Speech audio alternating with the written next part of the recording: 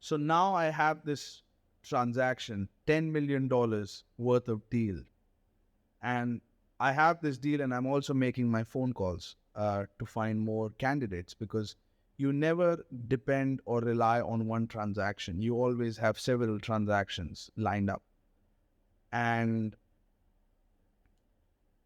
I have to now take all this information and start presenting it to the banks for financing. And now this is the time where I have run this deal through several of my board members. They have provided their comments, we're good to go. Let's, start finding a bank, and let's find a bank who has an offer for us.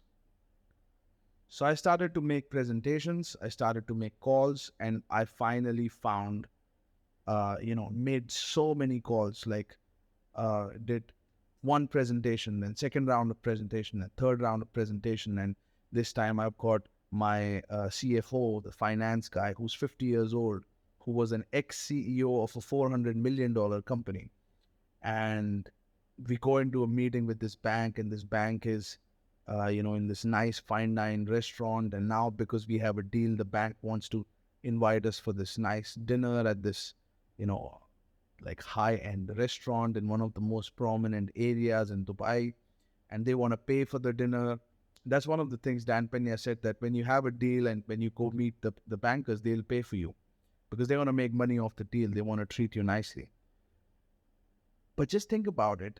You're doing a deal, you're not putting in any money. Banks putting in all the money, and they're the ones paying for lunch. I mean, as far as you are concerned, you're getting a free ride. Not really free, but you have nothing in the game. So now we sit down with the banker, and my CFO goes off. He says, our founder is the one that brought us together. It's his vision, and he was the one who brought this deal.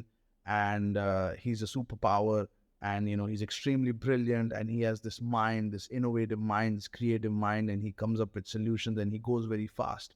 You have to keep up with this guy, and he's the reason why we are together. And he's the reason why this project is going to be successful.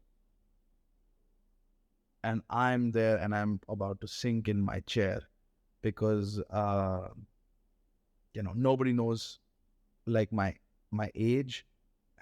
And it doesn't matter in business, because many people, age has nothing to do with this, because I have 200 plus years in my company. But in my mind, my own mind at that time, I had insecurities around it. I started to feel that, oh, fuck, don't give me this money. Don't give me this money. In my head, I was like, oh, I don't, the transaction was so big for me, $10 million, that I was extremely nervous. It was so outside of my comfort zone. And these bankers, they agreed. They said that we're going to, finance not 100% of the transaction, 50% of the transaction, and you got to come up with the remaining 50%. And, everything is well. We had a successful lunch. And I was like, what? And I said, okay, can you give us an offer in paper, like a term sheet? He said, yes. In a week's time, I got a term sheet. Another, one of the biggest banks in UAE also gave a term sheet on this transaction. I was like, fuck. It took a couple of months, but I have a term sheet financing, not 100%, but 50 to 70% of the transaction. And all I got to do is put the remaining 30%, and that's it. That's it. And I just couldn't believe it, that in 4 to 6 months, I was in this position. And that just, once again, I came outside, and there was this, it was just such a chain of success after success after success. And I never had it in my life, because I wasn't a good student. I got beaten by teachers. I had C's and D's and E's. I repeated a class. So I never, had this streak. And in just a couple of months, because I had such a high quality information that I was operating on, I kept knocking it out of the park. And so I have this $10 million transaction and 2 term sheets.